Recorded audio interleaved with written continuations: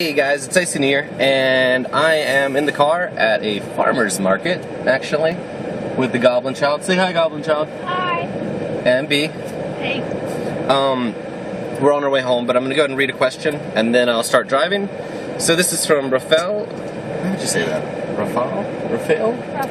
Rafael Castro. Bye-bye. How did you find out we're going to get ice cream? Schizo something disorder. I really can't remember the name. So effective. And I'm too lazy to look for it. And what was your reaction to it? It's an interesting question. I'm glad you're in here for this one, because I want to talk about the whole concept of diagnosis. Because so many people, like especially with mental health things, they have this misunderstanding. Even people who are going through it, they have this misunderstanding that you go to a doctor, you tell them your symptoms, you figure out what it is, and you're good. And that's BS. Well, you know, as I've said in a couple other vlogs, I used to actively engage with my hallucinations, thinking they were real. And I eventually, as I got older, came to a point where I realized they weren't. Well, if they were real, I shouldn't engage with them, kind of deal. And so, eventually when I was 17, I finally broke down. And I was just like, I need help. So I talked to my parents. And I was like, I'm hearing voices. So they sent me to a therapist, which my first therapist was a psychopath. Oh. Yeah. Yeah, she was a Christian counselor. And she's out of business now, which thank God. But she asked me, well, what if the voices you hear are the voices of God? I was like, I'm done. And I just left. I just walked out of the room and I was done with her. That's the last thing she ever said to me. Because, I mean, if, she might have just been testing to see, well, is this something that's going on in your head?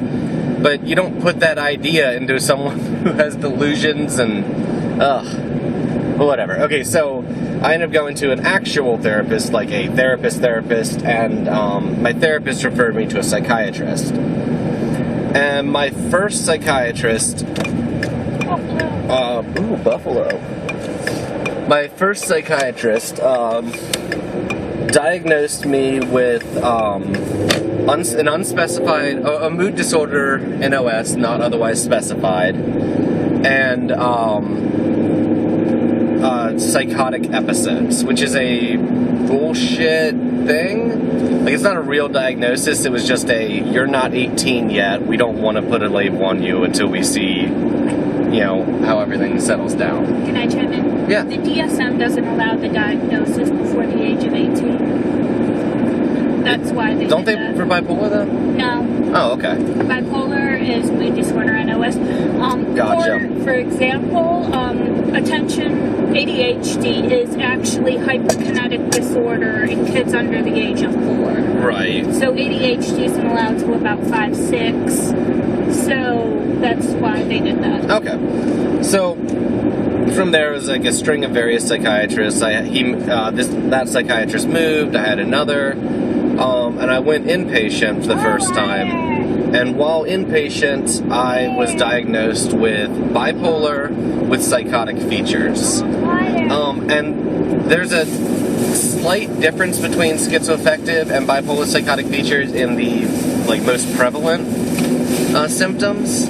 In that bipolar psychotic features, it's bipolar, where you have your mood swings, and at the peaks of those mood swings, you can have psychotic episodes. So you can have the paranoia, you can have the hallucinations, the delusions. But when you are in a level state, you don't. And that's the main, difference, is that bipolar with psychotic features, you're bipolar, and your mood instability is causing the psychosis, whereas schizoaffective is psychosis that also has a mood disorder. So you can have the psychotic features at any time. And for a while, my diagnosis jumped back and forth between bipolar psychotic features and schizoaffective. You should specify for insurance reasons. A lot of the times they have to do that for medication. Right. For a little while, I was diagnosed schizophrenic because one medicine I was trying to go on was only approved for schizophrenia. So they just changed my diagnosis. But I've always had, since that first hospitalization, I've had generalized anxiety disorder, and they actually wrote agoraphobia, which isn't correct at all. It's I think the doctor is just so used to writing generalized anxiety disorder and agoraphobia. But so it eventually, it was a couple years ago, like 2.5 years ago.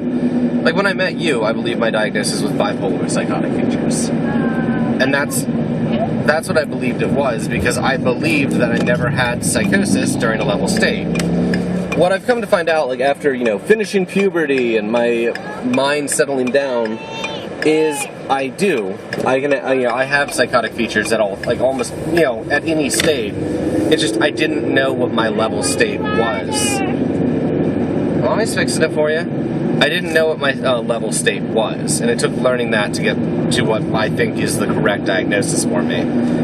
But like my whole point with that is basically diagnoses, especially of mental disorders, take time, effort, and trial and error. Go ahead. Statistics. I worked for several years as a NAMI peer-to-peer, which is an awesome class for people who have mental disorders. And NAMI is the National Association on Mental Illness. The average statistics for correct diagnosis is 7 to 9 years, sometimes 1 to 2 hospitalizations, and several doctors. I believe it's like 5 doctors at a minimum, 5 psychiatrists.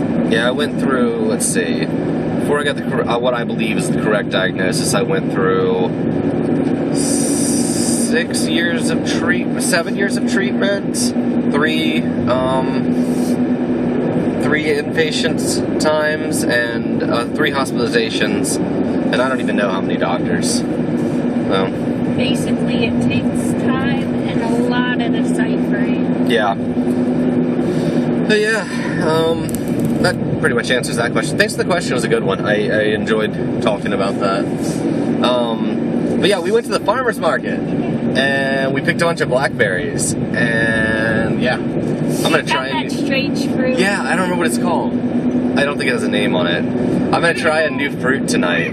Like, it's kind of. I'm actually gonna try several new fruits because I've only ever had like a plum. I don't even know what this plum I've had is. It has several varieties. Yeah, but like before this, I've only ever had what I would go to the grocery store and just be like, "That's a plum. It's purple."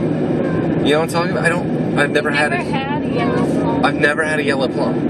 They're so Like, good. I looked at them and I thought they were tomatoes. I thought they were yellow tomatoes. I knew what they were instantly. So we got like a variety, like a quarter peck. Was that what it was? We got not a quarter, a half peck. Was it a half peck? That was a half peck. Okay, so we got a half peck of varied plums, and some fruit. It's like a star or sunshine fruit or something. It's crazy looking. Star melon? No, it wasn't Some star kind melon. of a melon. Yeah, It's a weird looking. yeah, it's crazy. Can you reach it? No. Oh. There we go.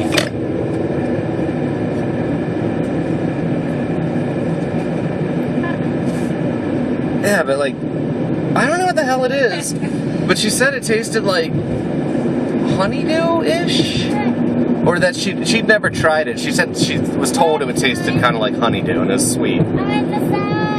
Yeah, so I'm excited to try a new fruit, which is like, it's a weird concept. I can understand like trying new food, but like base fruits, it's always weird. I'm just like, wow, there's a fruit I haven't tried. I don't know why that weirds me out so much. Well, because people, when they think of melons, think of honeydew, the cantaloupe, watermelon, anything out of those varieties. Yeah. And it's like, how many people have eaten star fruit? I have. A lot of them. Well, yeah, I've tried I've it. never had a durian though. They're good. Are they?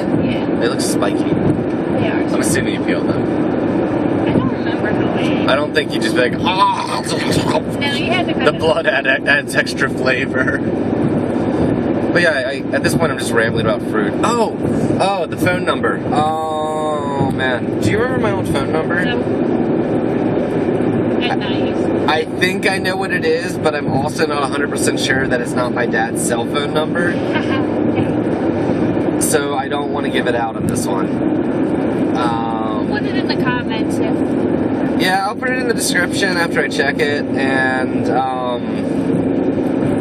you can check it for me. Yeah, just call it. No, we'll put it in. I'll put it in the description, and I'll talk about it in the next video too.